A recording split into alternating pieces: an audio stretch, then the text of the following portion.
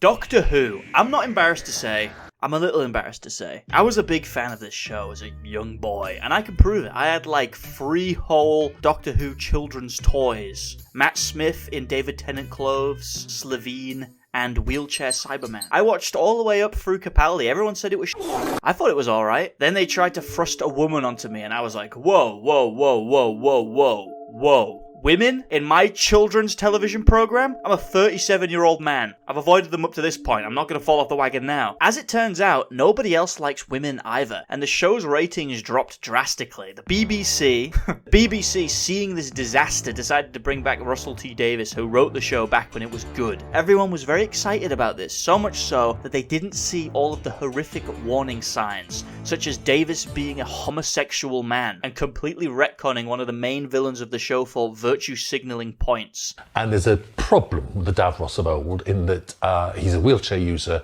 who is evil. And I had problems with that, and a lot of us on the production team had the problems with that, of associating disability with evil. Very rich coming from the guy who invented Wheelchair Cyberman. He didn't even need to be in the wheelchair. You chose to put him in that wheelchair. You spent half the show's budget making that fancy wheelchair. He gets out of it like 5 minutes later, starts walking around. Has anyone ever looked at this character and thought, wheelchair user? He's supposed to be like half robot. It's like saying a fucking centaur is a wheelchair user. Luckily, nobody saw the Children in Need special because nobody in the UK cares about children, let alone children in need. When returning to the show, Davies made the executive decision, and instead of writing anything good, he was instead just going to play on people's nostalgia for the old stuff by bringing the old cast back for the 60th anniversary specials. They do like anniversary specials every 10 years. It's all very homosexual. Everyone's really excited for the return of Doctor Who. After slogging through the woman era, the men's men are back in charge. You're assuming he as a pronoun. True. Yes, sorry, good point. Are you he or she or they? That's right, folks. We got transgender aliens and transgender black people. Donna Noble's daughter is trans. You may be thinking, ooh, gross. Not my Doctor Who. My doctor was a transphobic racist. That's where I used to live when I was a little boy. Kill yourself.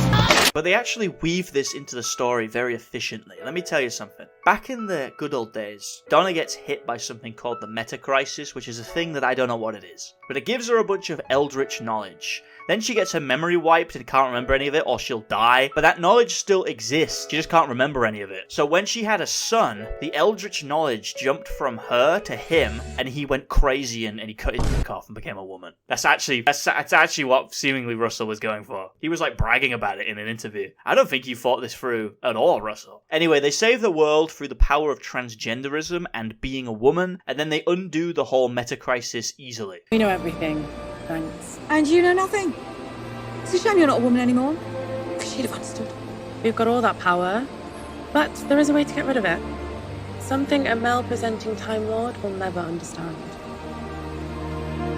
Just let it go. And we choose to let it go.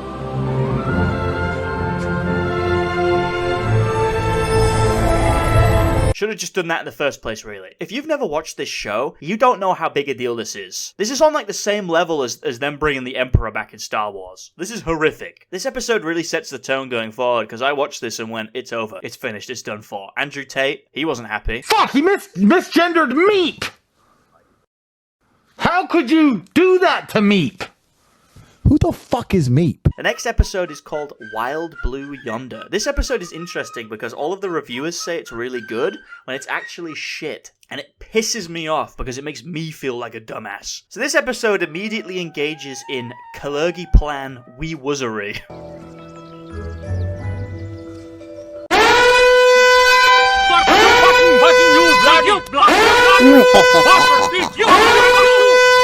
The Doctor and Donna end up getting stranded on a spaceship. Keen-eyed viewers may notice that it looks like shit. The monsters here are the Not Things. They are shapeshifters who slowly transform into exact replicas of the Doctor and Donna, but simultaneously they have to make them really scared using bad visual effects. Because when they're scared, they like think faster, and that means that they copy their brains quicker. These characters are mind readers, but they don't shapeshift into any sort of deep-seated fear. Like they don't don't turn into a big spider. It's just sort of like exclusively Freddy Krueger arm stretching shit. Low budget type stuff, you know. They give themselves long teeth. I mean, that's pretty scary. They don't go crazy with it. They don't give themselves a big multi-mouth like Orochi. It's more like Wish Halloween costume type shit. Then the Doctor and Donna get split up and forced into a who's the real one scenario. Tell me something only the real Doctor would know. A little bit difficult considering it knows everything he knows and also knows exactly what he's thinking at the exact time he's thinking it. Realistically, Russell T Davies created a creature that should be basically impossible to beat. He does this more than once. So at this point, he just starts inventing a bunch of fucking bullshit. Oh, well, I can't follow any of this.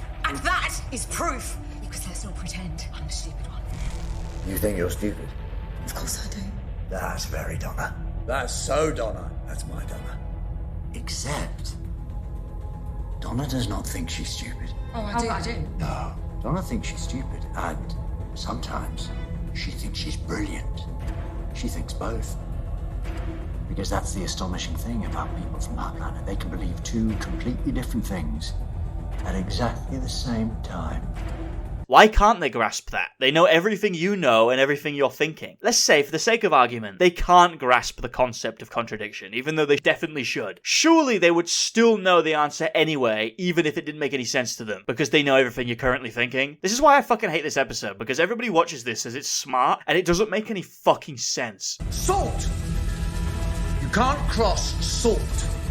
In our universe, it is said that vampires, demons, and ghosts cannot cross a line of salt until they've counted every single grain. This isn't a contradiction, this is an outright lie. Why would they fall for that if they know everything they're thinking? I mean, one of them even calls it out as a fucking lie and they still fall for it anyway. Now, throughout this entire episode, there has been a big mystery, because every now and then, a little robot takes a step and a big word booms around the infinity corridor. Wow.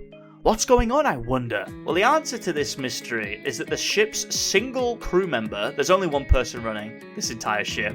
Look how fucking big this ship is. There's one person running it? That's ludicrous. The only form of transportation is golf caddies. What if there's an engine problem? This person had to spend 3 days trekking down to fix it? So this person managed to fly off course so far that they reached the edge of the universe. Women drivers, you know what I'm saying? And then the Not Things show up and they start copying her. So she comes up with a genius scheme, but she comes up with it slowly because that means that the monsters can't read her mind for some reason. It doesn't really make any sense. So she programs the self-destruct sequence to take like 1,000,000 years because that means that they can't figure out what's happening, and then she kills herself. Now, I would argue that considering they have all of your engineering knowledge, realistically all you've done there is give them 1,000,000 years to figure it out, whereas if you'd set it to a shorter time, like, for example, 1 second, the creatures may very well figure it out, but there's not much they can do about it. I mean, at the end of the episode, the creatures have like 30 seconds to turn it off, and they could not get there in time. Before the episode ends, Russell has to hit you with a little bit of a fake out. Who's the head of the choir?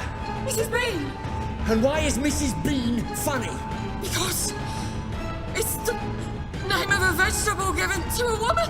The real one said that. The real one said that fucking nonsensical shit. I saw some people comparing this to Midnight and saying they were on par with one another. They were saying this is the scariest episode ever made. If you're scared of this, your fucking life is sunshine and rainbows. You know what I'm scared of? HMRC and syphilis. The final special episode is The Giggle. And this is the episode where you really start to see that Davies has no ideas whatsoever and uses the tried and true Disney method of bringing back old characters to try and member bury people into watching the show. The issue with this in regards to Doctor Who is that not a single casual viewer of this show has watched classic Who. So every time he brings back an old villain, he has to show a literal PowerPoint presentation in the episode explaining who they actually are because nobody knows. So the villain of this episode is the Toymaker, who appeared once in the first Doctor's run and then never again. The Toymaker is a fourth dimensional entity who travels to the material universe to play video games with mortal men. You may be thinking, wow, this is a great concept that could lend itself to an interesting story. I wonder what game he and the Doctor are going to play. They play the most strategic, nail-biting game of all time. The simplest game of all.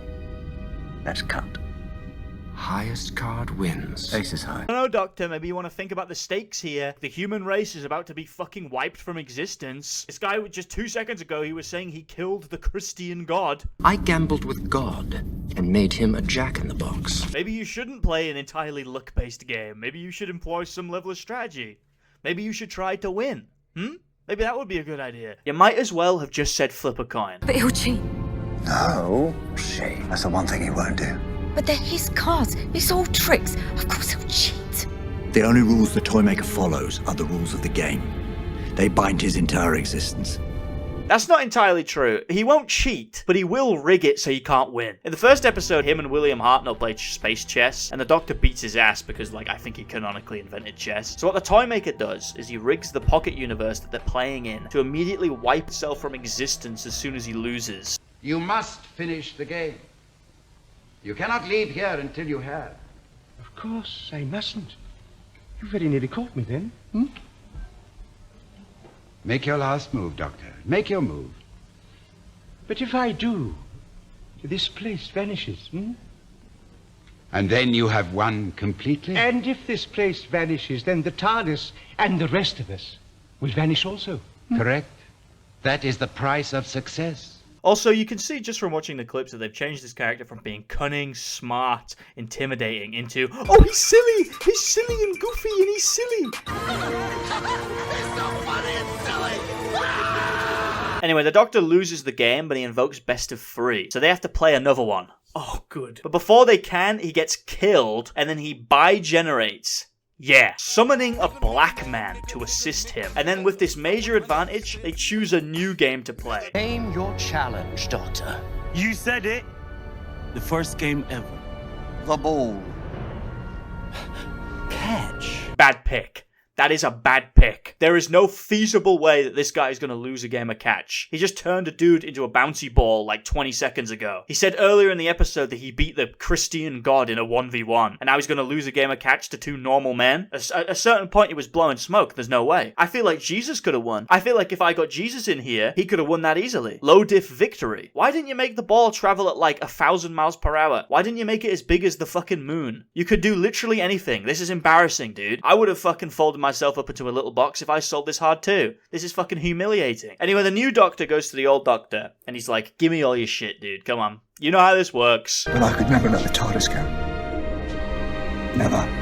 It would hurt. Whoa, whoa, whoa. Come on, man. Get a grip. You're coming apart. I've only been there for 5 minutes, already shaking the man down. And the message of this episode is that the Doctor is very sad, so he takes an indefinite holiday. I like this message because it only applies to Russell T Davies and his friends. Like, no normal person can just do that. Not applicable advice at all. These specials were received okay, outside of the first one, which everybody hated. I think nostalgia pretty much carried these. I think that's the only reason they were received well. That and the fact that it was like marginally better than Chibnall's run. But that goodwill immediately drops off when they make Ncuti Gatwa's first episode. We got a baby, we can feast. We can die in 3 days at least. Baby blood and baby bones. Baby butter for the baby scones. I mean, this is ass. I don't think anyone thought this was good. When I saw the trailer for the anniversary episodes, I think there was like one scene with Ncuti Gatwa in, and I thought, hey, he looks pretty good. And then you watch the actual episode, and you realize he's got his dick out the whole time. I am 95% certain that Gatwa got the role because he's fucking Russell T Davies. I'm gonna be honest. Call me a homophobe, but realistically, it's water off a duck's back. Gatwa was also a controversial pick because he's gay and not British. I mean, they say he's Scottish, but come on.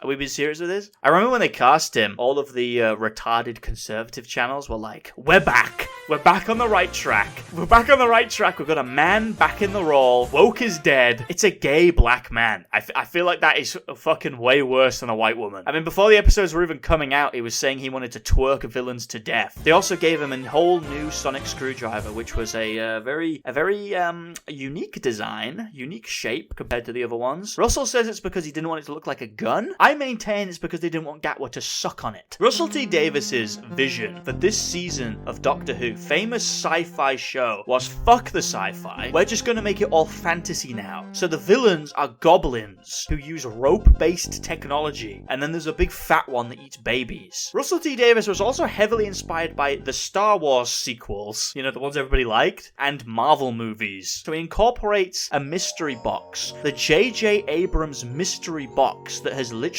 never once worked in the history of cinema. So the new companion, Ruby, her mother is a mysterious mysterious cloaked figure who is so important that her daughter can literally warp reality. This has a very exciting and worthwhile payoff. Her other mother is a fat, black tax scrounger. Other than this, Ruby has no character, other than the fact that she was raised by a black woman, which doesn't seem to have any effect on her personality, which I think is very unrealistic. A blonde-haired, blue-eyed white girl being raised by an African? She shouldn't be alive. The Doctor wins in this episode by using a pair of power gloves, which to the untrained eye look like bargain bin gloves, and then he uses them to impale the King Goblin onto a fucking church spire. When I first saw this, I said that's pretty hard character for the Doctor, pretty brutal way of killing a villain. But maybe they're taking this Doctor in a new direction. Maybe this Doctor is per capita more violent than the other ones. In the previous run, Chris Chibnall looked at the established lore of the show and said, William Hartnell, the first Doctor, stealing the TARDIS, the time machine? That doesn't really make any sense. So what he did is he went back and he retconned it so that William Hartnell, he didn't actually steal the TARDIS. It was actually a black woman the whole time. Chris Chibnall, you genius. So maybe in the next episode, Russell T Davies will have this Doctor steal someone's bike or something. At this point, Davies has had 2 chances to introduce this new era of the show, and both of them were shit. But he has one final chance in episode 1 of season 1 of the whole new Doctor Who. He's like rebranded it as a new thing. Disney's involved. I don't know how he pulled this one off. He's managed to essentially scam Disney into funding this. This is what's going to get people hooked into the new era of the show. Daddy? Hi, Daddy! Oh. Everyone back to work. Show Mummy and Daddy what a good job we've been doing. Make them proud. Russell, you've gone insane. What were you thinking? You're telling me no one spoke up? The producers? The actors? Nobody spoke up about this travesty? This is like Harvey Weinstein, but worse. This episode is also an abortion allegory. So, the planet down below will refuse to stop the babies being born. But once they're born, they don't look after them. It's a very strange planet. Which I think is quite brave when you have the babies in it as characters. So the message is basically, we should have killed these babies when we had the chance. The villain of this episode is the Bogeyman. And so it grew the Bogeyman out of bogies. What? All of this is bogies. Good job, Russell. No one stopped him. Nobody stopped him. I like how it pulls them against the wall instead of out the open door. That's what happens when you let Indians invent your gravity. You might have thought that the abortion allegory was heavy-handed and dumb, but wait until they hit you with the asylum seeker allegory. Dubai du Plessis is a star-wide organization. It means they can take in lots of refugees.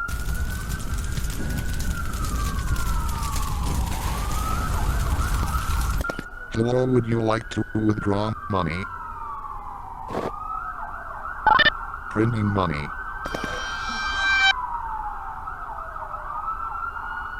Well, can't we call them for help? They don't go fetch refugees. That's the fate of every refugee in the universe. You physically have to turn up on someone else's shore. So what's the message here, Russell? That the Western government should kidnap people from Sudan? They should take the immigrants directly from Pakistan using military force? Now, you might be looking at these last few episodes thinking, Russell, it's too gay. Tone it down, Russell. But no, Russell determined that it wasn't gay enough. It wasn't up to his personal homosexual standard. Oh, gosh. Oh, goodness me.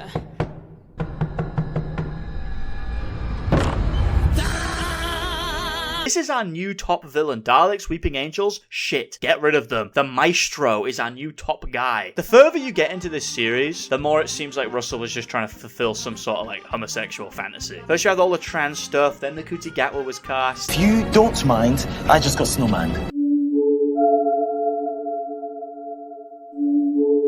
Now you got this shit. No one's ever asked me to step back from writing queerness into the series. It doesn't even feel particularly queer to me. It just feels natural. He adds, this is the world, and it's 2024. We're all embracing this. Who the fuck is we, bro? We're all embracing this. This is my world. And I'm trusted by my bosses to put my world and to put my writing on the screen, so I confidently do. This is not the world, Russell. The rest of us aren't living 10 doors down from an orgy, Russell. The actor for Maestro chimed in on this topic as well, saying, numbers are not shrinking. They were. For every transphobic, racist, bigoted Doctor Who fan that we lose this season, there are going to be 3 to 5 new fans who are coming in for the representation. So they didn't show up. So they didn't show up. You need to get those Nazis back, Russell. The Nazis were keeping this ship afloat. You really need those Nazis back on side. I remember when Chibnall had the female doctor defeat the Indian master by teaming up with the Nazis and having him sent to Auschwitz. Perception filter. Very easy to jam. Now they'll see the real you.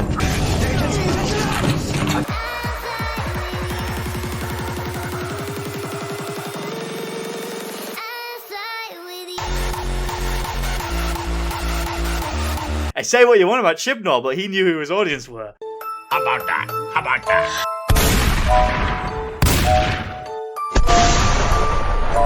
Get those filthy black hands off my wife. Get those filthy black hands off my wife. Let's say you're gearing the show towards a queer audience, whatever. If you look at the numbers of queers, gays, facts, it actually lines up with the fallen viewing figures. The thing about the LGBT is that they're a massive minority, and that's not even counting that the L in LGBT doesn't even exist. They're all faking. And look, people aren't going to admit it, but normal people don't like gays. It makes them very uncomfortable. It's been scientifically proven that two men kissing evokes the same reaction of disgust in normal people as seeing a pile of maggots. So maybe you shouldn't gear your entire flagship sci-fi show around something that disgusts most people. Maybe that's a bad idea. Go back to being spiritually gay instead of being actually gay. Let me sum up the episode quickly because I don't give a fuck about this one. Maestro makes music illegal, so no one can do it anymore. This is your home if Maestro isn't stopped. So not that bad then. Just normal London conditions, really. Where's my mom? Say goodbye, goodbye, goodbye. How does such a powerful villain get defeated? Well, let me tell you. World-famous band The Beatles, made up of course of John Lennon and Paul McCartney, and no one else. The BBC could not remember the other members of The Beatles. They show up, and they play some notes floating above a piano, and then that kills the maestro, and then all of the middle-aged Asian women living in 1960s London, they can rejoice knowing that music has returned to their lives. The next episode is called Stephen Moffat Hates Religion, parentheses, strictly Christians. Never criticize Muslims. Only Christians. In an interview about this episode, Stevie Moffat says that after a family tragedy, someone said thoughts and prayers to him, and that filled him with so much rage that he decided to write an episode of Doctor Who with the intention of making the phrase thoughts and prayers into the new Heil Hitler. So the villain is an evil ambulance, right? Which is controlled by an evil corporation. And all of the dumb, retard Christians are fighting mud because the corporation made up a fake war. You declared war on an empty planet. There are no Castarians in the mud. They're not in the fog. There are no Castarians. I mean, most armies would notice that they were fighting smoke and shadows, but not this lot, Ruby.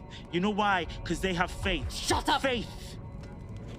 The magic word that keeps you never having to think for yourself. I love the evil corporation shit. It's like the most virtue signaling villain of all time. It's a perfect villain because it means you don't have to call out private banking. Why are housing prices going up? You know what? Probably because Elon Musk has too much personal income and not because Lloyd's Bank is buying up 50,000 houses and chucking them all in the rental market to diversify their income. But nah, dude, we gotta go after the yachts. We gotta go after the yachts, not the guys who are trying to monopolize food and housing. Keen viewers may think it's out of character for the Doctor to hate the religious when he was canonically friends with the Pope. However, the Doctor has always canonically hated the religious, especially Muslims. This is Jahannam. You're a Muslim. Don't be frightened. So the concept of this episode is very simple. We've got a budget of $50. So what we're going to do, we're going to make Ncuti Gatwa stand in a hole for 50 minutes whilst a randomly generated episode happens around him. And at a certain point, this episode is just a pantomime. Like a guy goes down there, he dies, the Doctor hears him dying, so he goes down and gets trapped. Then the guy's girlfriend shows up. Then the guy's 9-year-old daughter shows up in this war zone. You okay? You need help? I'm looking for my daddy. Say goodbye, goodbye, goodbye. I also think this episode is really good at showing Ncuti Gatwa being really shit. This guy is like woefully fucking miscast. He cannot do it at all. I'm a much bigger bang than you bargained for. I'm a lot more explosive than I look, and honey, I know how I look. Put a quantum chain reaction through me and I will shatter this silly little battlefield of yours into dust. All of it. In a heartbeat. into dust. When the episodes were first coming out, people were saying, "Oh my god, the Ncuti Gatwa is so good. He has the energy, the happy energy." I mean, Capaldi could do that, and he's Scottish, all right? Eccleston could do it, and he's from the north. Clearly, anyone can do it. Have you ever seen Eccleston in an interview? He's a real miserable fuck. Sack Russell T Davies. It's called acting. But when Gatwa has to be intimidating or imposing or project some level of presence in any way, it's not very good. At the end of the day, it comes down to a simple fact. The man is too gay to play the role. Maybe if they made him more of a sexual predator, it would have worked. You know, he's threatening to, like, rape a Dalek. That would have been intimidating. I would have been intimidated by a black man raping me. And that would also be the first instance of sexual violence in Doctor Who, which the fans have been asking for years. Now, this is a classic episode where we really get to see the personal life of new companion Ruby Sunday. So her and the Doctor go to Wales, and he steps into an evil fairy trap and disappears. And for the rest of the episode, a creepy old woman stands in the distance watching her. And every time someone goes and talks to her, they get scared and run away. Even her black mother, which to be fair could be unrelated, it's unclear. And then a Welsh guy gets elected Prime Minister on the basis that he's going to nuke India. I am a son of Wales. I want Great Britain to say no more. So yes, I have pledged to defend our borders and set us up on high as one of the greatest nations in the world. But we're members of NATO. When did NATO ever, fire a nuclear missile? Ever?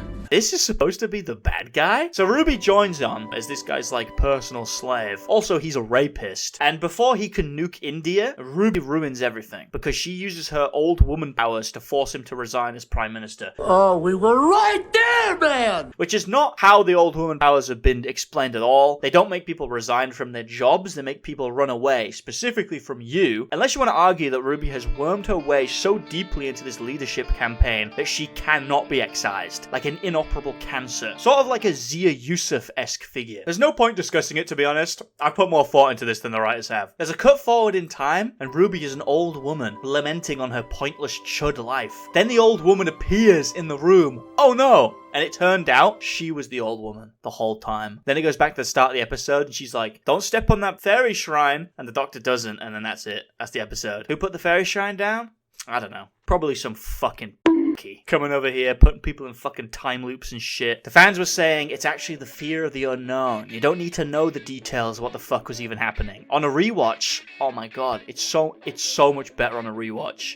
I'm not rewatching this. This is an episode about a woman making a man resign from his job and then dying alone. That's literally what happened here. It's a tale as old as time. Would it make more sense for the old woman to be saying, like, "get away," instead of "don't step"? That would explain why everyone ran off, at least. You could say it's some psychic suggestion shit. This is 100% a first draft. I cannot possibly believe that it's not. This is the episode where shit starts popping off. So I'm going to do a full rundown of this one. Spoiler alert. This episode has a genius twist. Russell T Davies is back. The episode starts off in a futuristic neighborhood, and our protagonist of the episode is this woman. She's called like Rodney Poppadom or something, I don't remember. She wakes up and immediately starts watching TikTok dances and FaceTiming people. So immediately you can establish that this is going to be some Black Mirror retard situation. Then all of a sudden the Doctor pops up and Rodney's like, "You alright, sir?"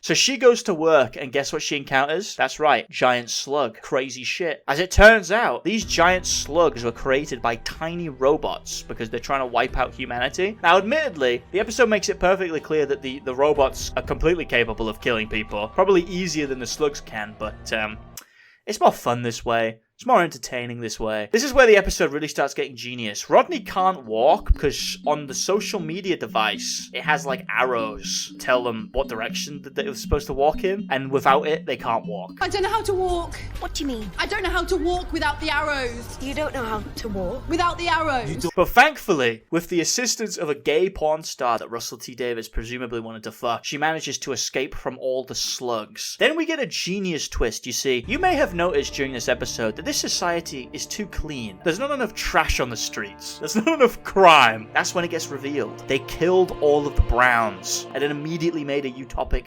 perfect society. And then they all refuse the Doctor's help because he's black. We couldn't travel with you. Why not? Because you, sir, are not one of us.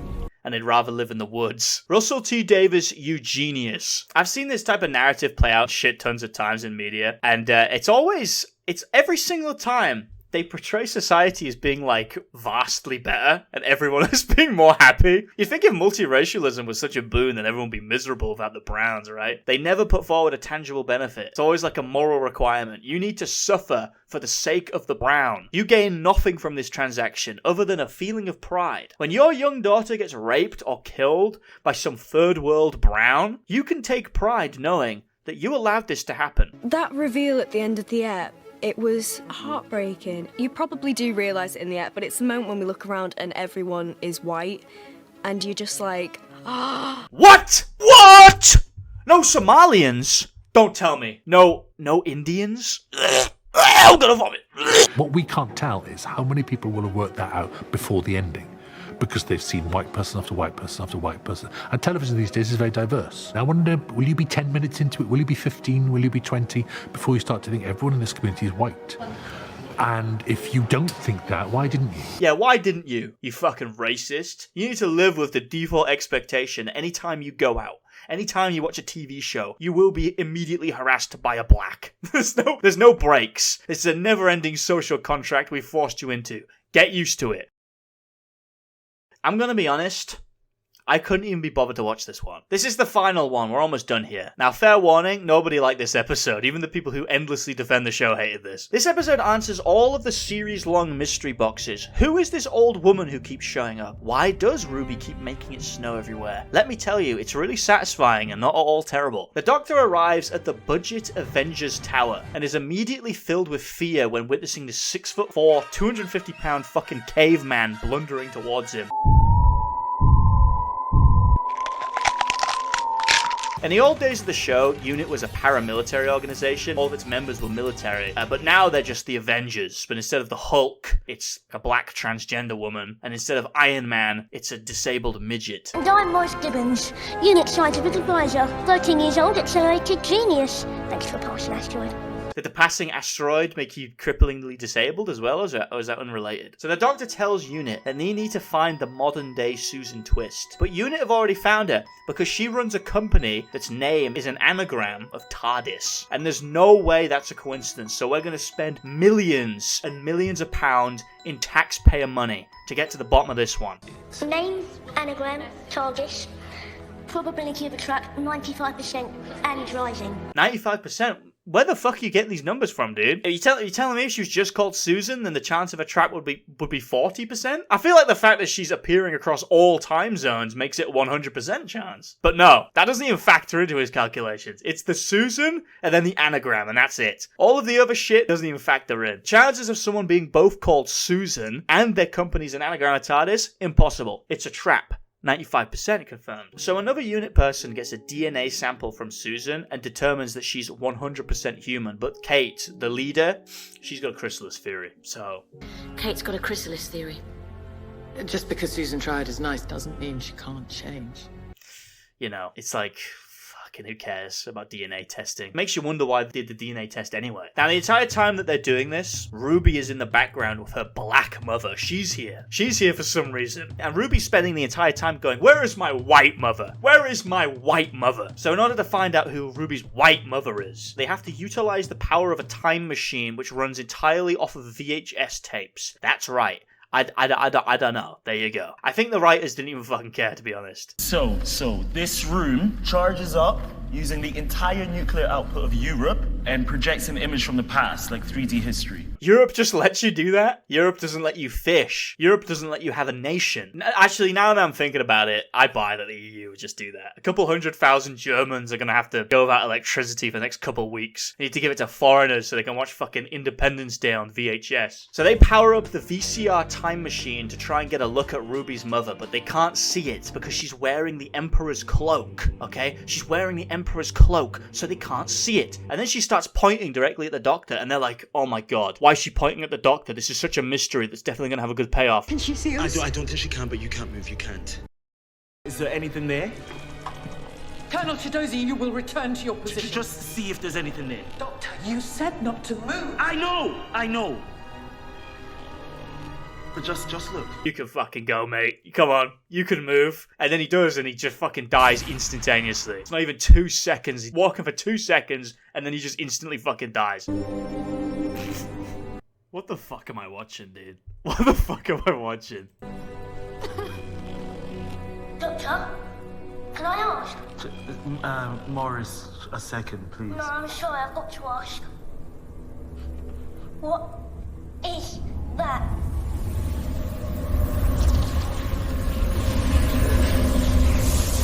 Nobody fucking noticed that. He was the only dude who noticed that. I've got to ask, sorry, what is that massive, ginormous, totally unmissable dark cloud of death that's rising out the fucking background? So Doctor then starts having a little cry over this one, so much so that his own assistant has to tell him to stop being a fat before leaving to fuck around with Susan Triad. Then Unit realise, oh my god, the dark cloud of death is still in the building. This is the Doctor. We're on our way back.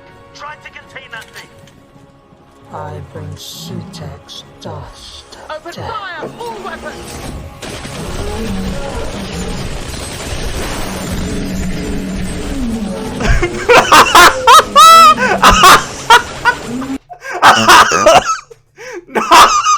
And then this black woman starts spouting off bullshit, and they all go, Who is this? Who is this woman? What is this woman's name? Oh, this woman? Oh, that's Harriet Arbinger of... Fucking hell, that's so shit. That's Harriet Arbinger, of course. You don't know Harriet Arbinger? So Susan turns into like a bird, and then she kills her assistant, and they play like a stock shock effect number 2. I think it's called... I've got the actual name of the effect. It's called Stock Shock Effect number 3, actually. It's number 3, sorry.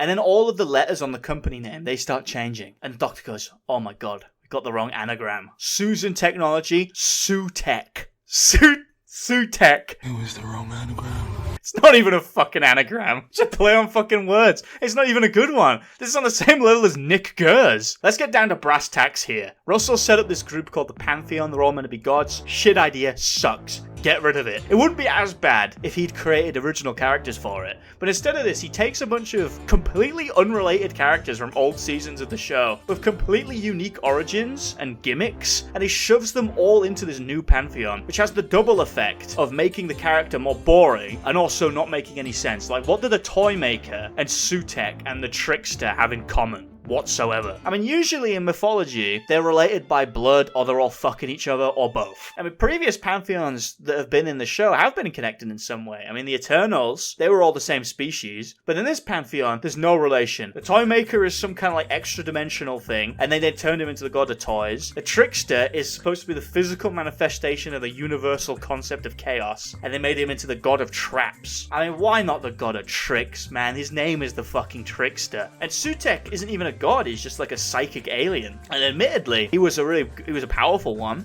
but alas, he is just a fucking alien. Also, the Trickster was also previously on a pantheon. The meeting of the Pantheon of Discord and the last of the Time Lords. Did he just fucking retcon that shit? Or, I mean, you wrote that, dude. Russell, you wrote this. You specifically wrote into the show that this guy's on a fucking pantheon already. And if they are the same pantheon, I mean, you're telling me that the Toymaker, whose whole gimmick in this canon is that he's bound by the rules of a game, he's some sort of like chaos-based entity? I mean, the whole point of the previous pantheon, the Trickster's pantheon, was that they turned order into chaos, and then they like jerked off over the results. They went back in time and they changed stuff to fuck with it. Yeah, in the Trickster's first appearance, he fights off alien invasions personally, because aliens destroying Earth isn't chaotic enough, and instead he wants an asteroid to destroy the Earth instead. Never mind the Bane. What about the Slovene and the Gorgons and the Patriarchs of the Tin Vagabond? I stopped them all from taking over the Earth. What happened to them? I turned them all away. All I need is the meteor. Why? What's so special about that? Those other species, they invade for profit, power, revenge. The meteor is pure chaos. The destruction of the Earth for no reason at all. Just blind chance. But this guy's cool with Sutek personally killing everyone in the universe. Why would Sutek even be the leader of this pantheon anyway? He seems way weaker than the Toymaker. I do not buy for a second that the Toymaker would be scared of Sutek, but not the Christian god. Even if you want to argue that Sutek is really smart and would easily outsmart him and win the game, which he wouldn't because he wasn't very smart. Both of them get outsmarted by the guy he's playing the game with right now. You should have just made it the Valiard, alright? If you made it the Valiard, it would have made a lot more sense. They just don't want to have the first Black Doctor be the one that's also evil. Now, Sutek Sutekh is a very old Doctor Who villain. Originally, he wasn't a dog. He had like a pharaoh-themed design, but they made him a dog instead because otherwise it's cultural appropriation. I'm not kidding. Yeah, I never understood what was all that Egyptian stuff. Cultural appropriation. We can't be having that. His original backstory is that he's a psychic alien who tried to genocide his own species. So they took his powers away and locked him in a pyramid. Sutekh's whole deal is that he wants to kill everyone, and he can realistically do it. So the Doctor's win condition in the episode is that he has to kill Sutekh before he gets any of his powers back. And the way Sutekh gets his powers back is by leaving the pyramid that he's in. So what the Doctor does in the episode is that the portal that Sutekh is going to use to leave his pyramid, he makes the travel time of the portal last forever, and then Sutekh dies of old age. I moved the threshold of a time-space tunnel into the far future.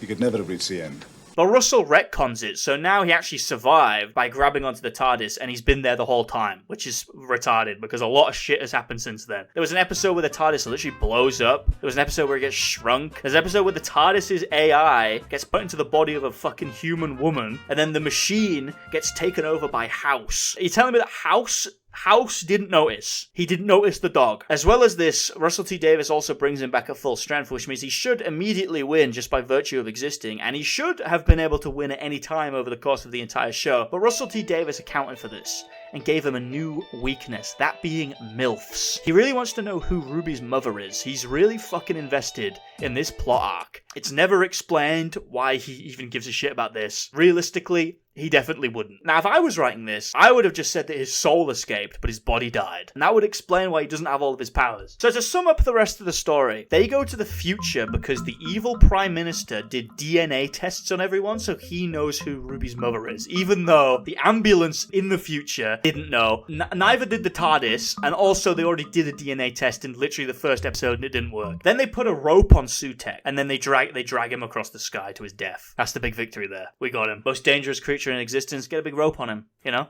Toymaker wasn't sure he could handle that rope. He didn't think that was a game he could handle. Tug of war. A normal man won it. And then the huge epic reveal. Who is Ruby's mother?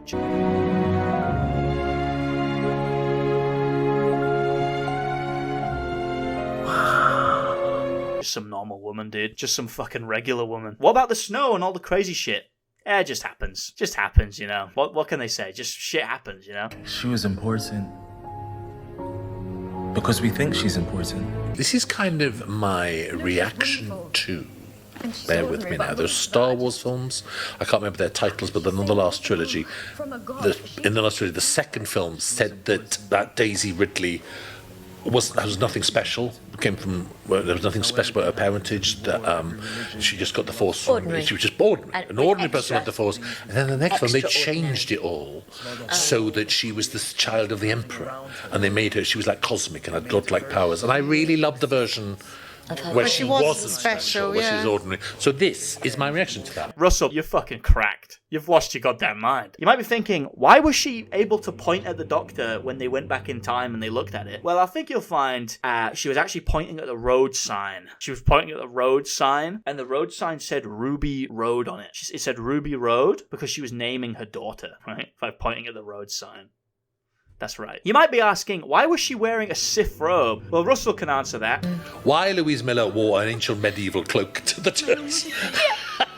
I think that's time shrouding her. Yeah, time shrouded her with a physical robe. As stated before, literally everyone hated this. Even the people who had been defending the show to death over the course of the season, even they had to admit this fucking sucks. So what did we learn about these new characters over the course of the series? Well, Ruby is a non-character who will purely be remembered for the fucking ass pull that happened in the finale. And the Doctor is gay, also cries every episode bar one, and it's the one he wasn't in, which makes him seem incredibly emotionally unstable. Originally, he was branded as like a more emotionally stable Doctor. All of the other Doctors have had random bouts of murderous intent. So this was advertised as a new start, a more emotionally mature Doctor. But I don't think Russell knows what emotional maturity is. He's like iDubbbz. He has to show all of his emotions on his face. And if that means bursting into tears over a fucking spoon, then it is what it is. And when all is said and done, nothing was achieved here. The Whoniverse got thrown out immediately. The series was breaking records for lowest viewing figures. I think I was actually getting about 80% of the views the show was getting, which is kind of crazy to think about. Keemstar was outpacing this show. There were people who stuck through Jodie Whittaker's entire run, which to be honest is probably worse than this in every technical way. And even those people, even they didn't want to stick around and watch this. The fact is that politics is too divisive. I feel it's impossible to ignore. People would rather watch a worse acted, worse written, worse edited,